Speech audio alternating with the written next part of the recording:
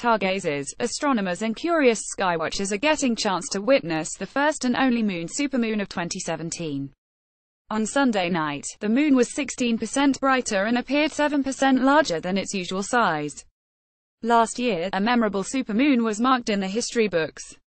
In November 2016, the moon was closest to the Earth than it had been since 1948, producing a supersized supermoon. This supermoon was the first in the series of 3 consecutive moon supermoons. The next 2 will be in January. Here's a look at supermoon photos from around the world. View gallery 10 images. So when is the best time to look? Most astronomers suggest watching the supermoon right after sunset and into moonrise, and minutes before the next sunrise as well. According to timeanddate.com, the best time to enjoy a moon supermoon is after moonrise, when it is just above the horizon. At this point, a supermoon looks bigger and brighter than when it's higher up in the sky. While the moon officially reached its S Sunday morning, it will continue to appear super until it sets once again. And for anyone unable to step outside and see the moon, you can watch a live of the phenomenon. The science behind the supermoon. Michelle Nichols, director of public observing at Chicago's Adler Planetarium, explained the moon's captivating close approach to the Earth. The moon's orbit is not a perfect circle. It's more like an oval, so at times it's closer to the Earth than it is at other times. The difference in distance between these close and far points can be as much as about 30,000 miles. The distance between the moon and Earth constantly changes.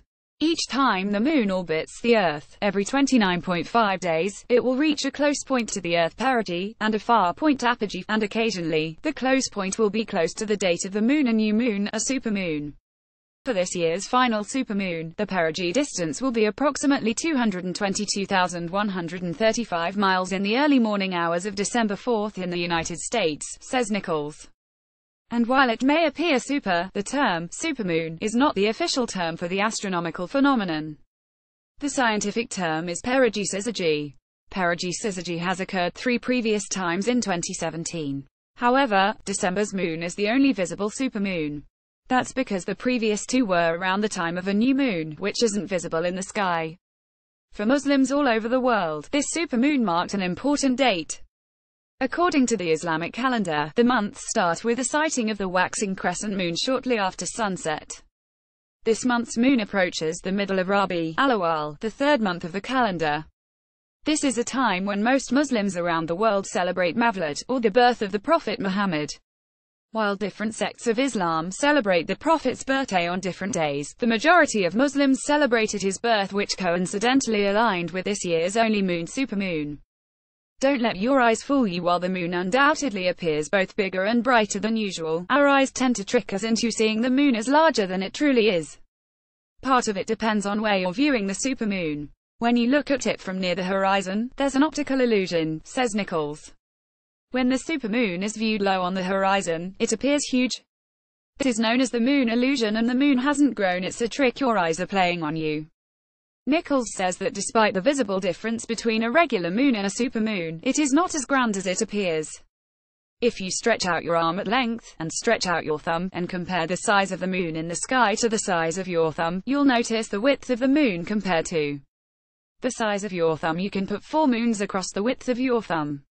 Considering that a moon can be covered with a fingernail, even a 7% larger moon may not look that much bigger. How to photograph the supermoon. For everyone waiting to catch a glimpse of the last supermoon of 2017, taking pictures to preserve the moment can be easy.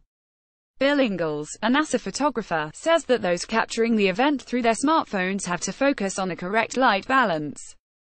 Tap the screen and hold your finger on the object, in this case, the moon, to lock the focus. Then slide your finger up or down to darken or lighten the exposure.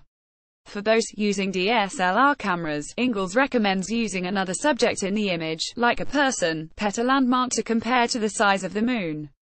Often I find when the moon is near the horizon I have a better chance of incorporating it with a landmark or person, but there are no rules, and sometimes a tall object such as the Washington Monument here in DC can be used when the moon is at a very high angle. While the supermoon can come out looking larger in photos thanks to long lenses and editing than it does when looking at it in person, Nichols says it is an incredible opportunity to get people interested in science and astronomy. The supermoon gets headlines because the moon's a little bigger and a little brighter, but people get frustrated that they can't always tell the difference. Still, it's a great excuse to just go out and look at the sky, says Nichols. You can do the experiment with your outstretched thumb. Do it near the horizon, and do it again away from the horizon. Then do it somewhere else. It's a fun way to get involved in science.